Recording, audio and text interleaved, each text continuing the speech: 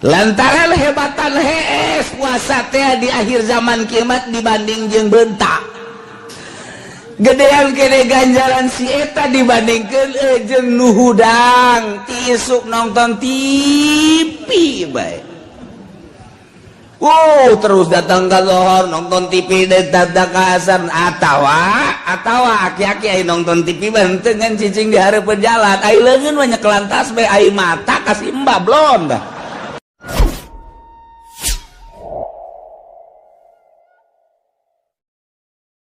Puasa mah nu aing ulah nyaho sia mah laksanakeun bae.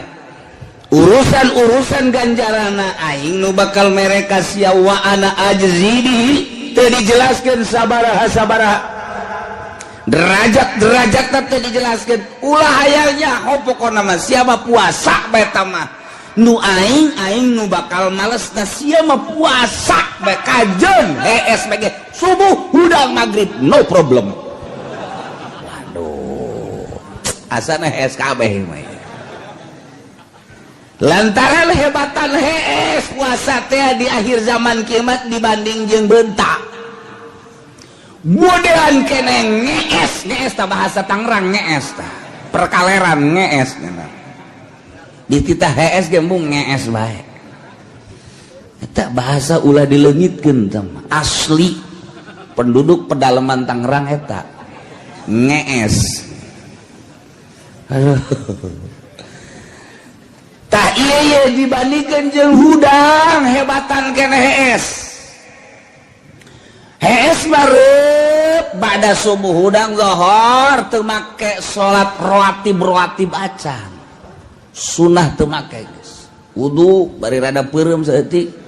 sholli fardhu zuhri arba'an teu berjamaah Allahu akbar hampir teu salam hees deui hampir anu tetep salam ya waalaikum gua lepak we geus teu maca istighfar teu maca subhanallah langsung di dinya kene di sajadah hudang asar kacai deui semua peureum sholli fardhu asr Allahu akbar likum brak deui hees hudang maghrib geus disadiakeun kopi susu teh segala rupa rujak dage nya mah embung gelas leutik nu gede dua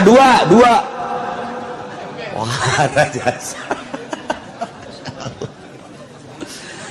gedean kene ganjaran si eta dibandingkeun jeung nu hudang ti isuk nonton TV bae. Terus datang ka lohor nonton TV dadak ka asar atawa aki-aki aya nonton TV benteu ngan cicing di hareupeun jalan ai leungeun mah nyekelan tas bae ai mata kasih embah blon dah. Eta aki-aki eta blon di Cikupa di Cilongok henteu. Cilong mah nu kitu nu neuleukeun paling nyekal nya mah. Leuwih parah tah mah. Perbandingkeun sing hade urang puasa urang supaya rapi supaya mantep abeh nu enggeus malah atuh geus kuari ka hareup supaya rada bagus ieu mah kudu jangan aki-aki bae nu pasti jasa moal datang ka Ramadan hareup kitu bae lah geus geus cenah mah geus nyaho tamat nyaho teu Ramadan ge ieu kabur dikubur kudu boga perasaan kos gitu namun boga perasaan aing asana panjang kene umur panjang kene bloon tengah aki-aki tambahan bloon bin goblok tengah aki-aki kudu boga perasaan asana aing moal datang deui ka Ramadan hareup duh dek nyaan lah aing mah tuh kudu kitu sambut Ramadan Quran geura di mana tak Quran kuari di mana tanyakeun ka Incu Quran di mana Quran sah, Quran aki, du kamari teu neun dulu kamari teh dijual. Sial teh incu deui saruana jeung bapak kolot teh blon kabeh. Siapkeun Quran lah cenah kiai ya geus teu bisa majahat, geus teu kadeuleuh kayak kaca. Jadi cenah teu geus teu bisa hese balelol. Deuleukeun Quran teh kudu dibaca, buka, deuleukeun, beres. Kayak aya incu bah Malik bah. Palingan hese dibacana tuh Malik ieu. Sawa inget maca koran teh. Budak ya kena. Bebeja ka babaturanana ka anak. Magari rame jasa. Mobil tibalik kabeh. mana cek incunan dibalik salah maca reganan koran anu dibalik kolot baheula mah gitu. Nah, ieu sambut Ramadan atuh moal bisa nyambut ka Ramadan mun teu nyaho darjah kaunggulan Ramadan. Urang dek datang lurah teu nyaho eta lurah atuh biasa bae urang pajar hansip biasa bae. Dek datang camat teu nyaho eta camat jeung kadar keagungan camat datang ka mana teu nyaho atuh biasa bae malah mah teu ditanya ku urang. Dek datang bupati teu nyaho kemuliaan bupati kagungan bupati moal disambut atuh. Kitu kene dek datang presiden teu nyaho keutamaan presiden kaunggulan presiden biasa bae. Tapi lamun nyaho wow ieu bos di mana datang sok burak bere bahkan nyana nanya ieu nu saha tanah ukur mantap jasa ya beli geus kusia ai bapak aing mah teu deuk sit doang bos bloon di manugos ge mah nyahoeun bahwa ieu mawa keberkahan waktu dihormat. Jadi urang ngahormat ketika nyaho ieu teh bupati anu menyelesaikan urusan-urusan di kota Tangerang, Kabupaten Tangerang. Berbagai urusan, berbagai sektor kunyana diurusan, perpolitikan rapi, tataanana, perekonomian rapi, jalan ge disambung-sambungkeun ngan nyambungkeunana teu rata. Ieu bupati bego ieu. Teu bupati teh lain urusan aing teh mah urusan PJ teh mah urusan PJKA kareta tuh PJKA mah. Urusan PU tah ieu PU na bloon kabeh mun teu bisa bebeja ka aing atuh ku aing diurus pokona mah ieu ulah datang ka nungtek ieu tah nungtek bejakeun ka bupati tah bloon tah lain bupati nu bloon tah si eta na atuh hajuna mapan kabehan pancen kieu harenges amat teu nyahoeun nya nama nu laporan ka aing nu ngaguling sabaraha urang nu menta cai ka aing ajunya anak teu boga duit minta ka dokter ka aing pan mentanya teu nyahoeun pan ai tampiling bisa ku aing dia ye waalaikumsalam kudah nih ragag tuh di mana tuh di nu sambungan teh ge atuh pan bebeja ka dieu benta jang meuli eta jang sakete ya atuh pan bebeja ka dieu teu boga duit cek ada haji pedal da rusak yo ngan teu ngendong doang di mah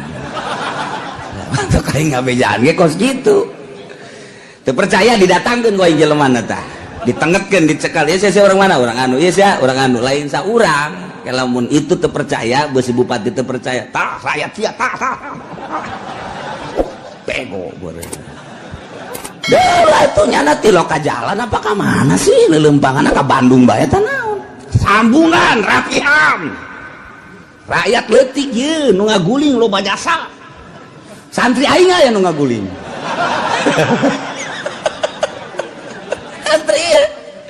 aduh jangan ngaji ka dieu teh ngaguli di deul ieu kiai bengkak saya nggak ngaji-ngaji cenah ieu emang kenapa sakit ini emang kenapa jatuh di sambungan yang begitu aing ngaju gerget ka bupati na sial teh bupati ya ulah ka bupati atuh ka urusan PU atuh pan urusannya anak kabehan ih tah rapihan besi ke bulan puasanya leuleus ngaguling deui jauh keutamaan pejabat ieu sok urus politik ekonomi budaya dan berbagai keistimewaan nu lancar urang ngahormat ka nyana sambut ku urang nyaho lantaran istimewa jasa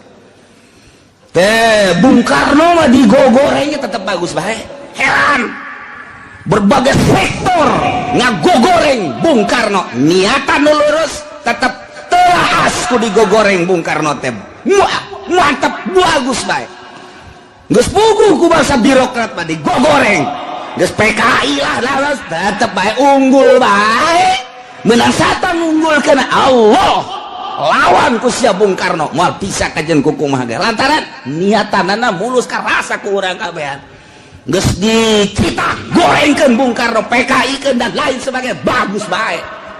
Soeharto baguskeun jore bae heran tah tangkal Golkar tah goreng bae ini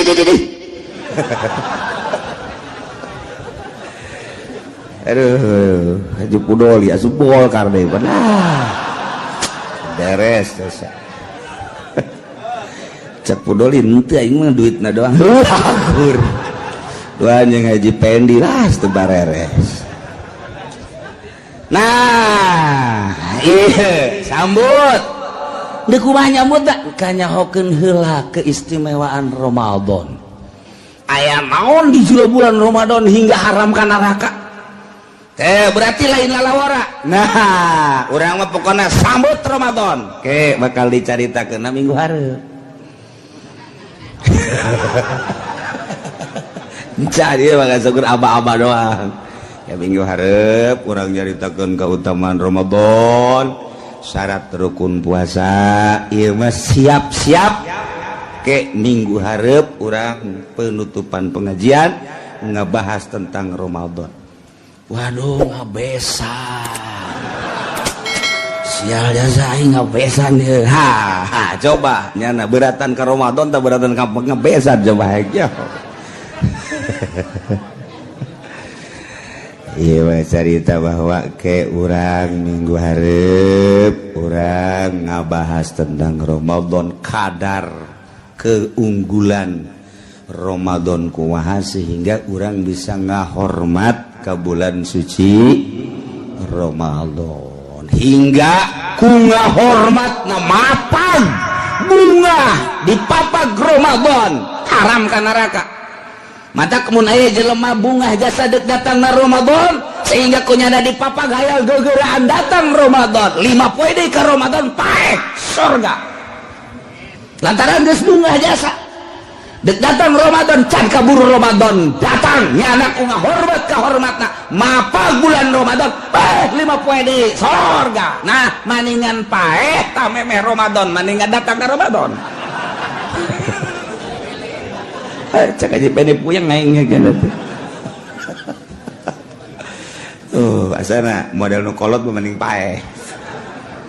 paeh lah sakjana lah geus teu puasa tapi sorga kan mantep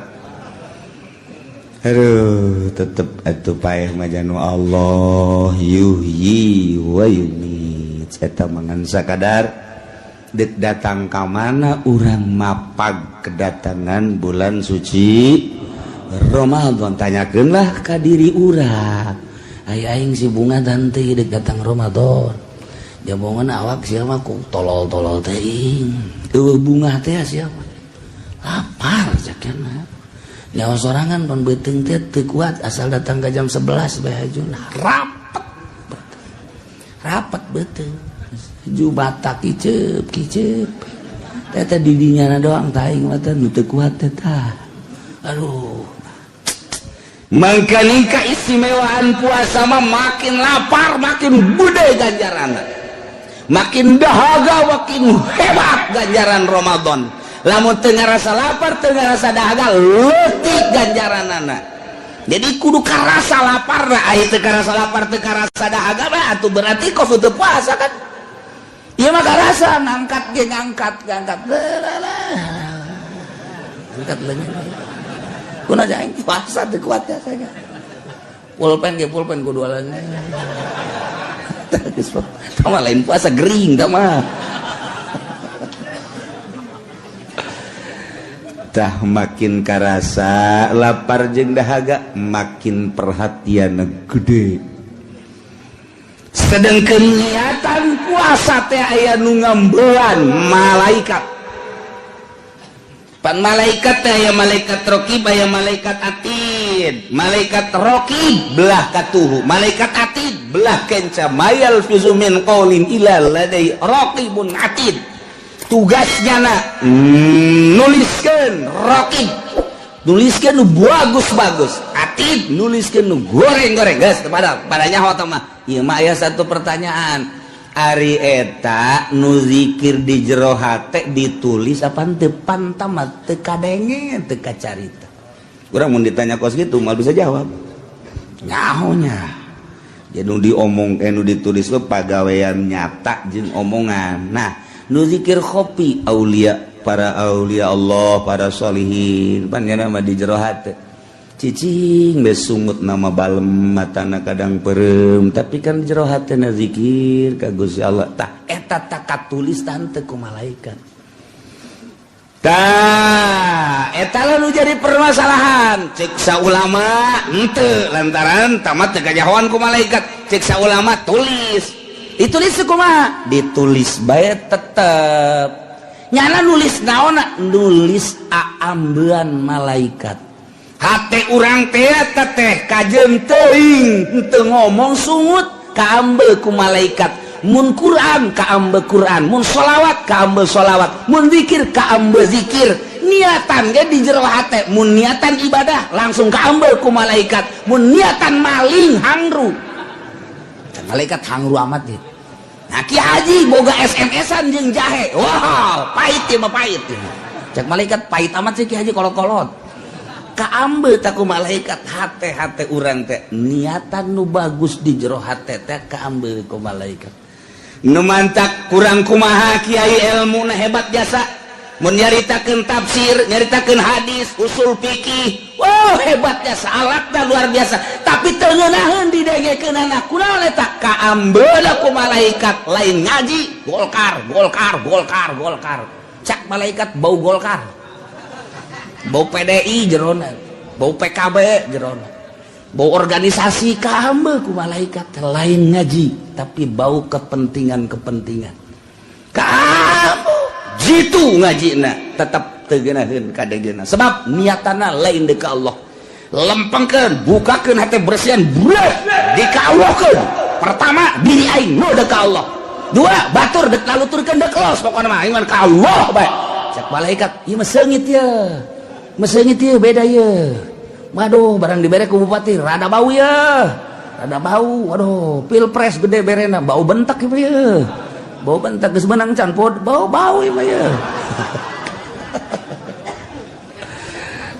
Waduh bedak dilarang ari mah. Ulah main duit. Cilaka tuh main duit terus bae. Urang ku ari teu nyaho kan. Kok ieu can turun-turun cenah duit. Aya teh kiai nu ngomong kitu belum teh kiai. Masyarakat baca ngomong kiai dan kiai pancen biasana geus rada hanet ieu mah eueuh antaran kuari maka PK awas nyana ngaluarkeun duit nah ieu borgol langsung ieu mah kudu geus pilihan nurani tuh penting sih hade hati-hati ieu sebuah negara wah dipuasakan negara mantap ya nya nah ieu hate urang kaambe ku malaikat mantak seringkeun tafakkur ka Gusti Allah beusi salah loyog hate hayang mulya hayang agung hayang macam-macam di luar lillahi ta'ala kaambeuna lain deui engke ku malaikat asal malaikat ngambeuna teu seungit nyana pidatonya ada di langit wahai para malaikat di dunia aya jelema bisa ngaji mah ngan hangru ka ambeuna nu mana tuh oh eta nu sok babarengan jeung bupati iya tadi nu sok kampanye teh iya betul iya tadi hangru ka ambeuna malaikat ge di ditu pidato deh ulah didareuketan budak teh mah hangru bau bentek malaikat pidato tapi lamun bagus we para malaikat itu mah seungit jasa tuh komo kelekna seungit wae kamu niatanana bagus Quran kaambe Quran sholawat kaambe sholawat zikir kaambe zikir niatan bagus kaambe ku malaikat niatan goreng kaambe ku hati mantak innallaha la yanzuru ila suwarikum walakin yanzuru ila qulubikum Allah henteu neuleuh rupa jeung jasad tapi nu dideuleuh hate geus Allah neuleukeun ka qalbu urang ka mana loyog sia salila hirup na ngahirupkeun aing sia deuk dikawanakeun sia ke panggih sia jeung aing ka jeung kumaha engke kapangis ya jeung aing mananya bae melalui malaikat padahal mah aing leuwih nyaho. Ayo orang ketika amprok jeung Gusti Allah geus dikajahokeun ku Gusti Allah. Aduh, luyag gloyog hate urang. Ieu di bulan Ramadan maksudna urang bersihan. Geus lah nu geus mah. Gusti nu geus geus bae teh lah hampura Gusti. Ih, tuh aing ngampura. Emang aing tetangga sia. Emang aing cara tetangga sia tilok ngahampura. Aing mah ngahampura aing mah pangeran. Dosa sia gede ge dihampura bae. Geus atuh abdi deuk ngelempeng-lempeng diri yeuh deuk nyambut bulan Ramadan tah dipersiapkeun ti kuari keneh hate urang buka ke lempeng ke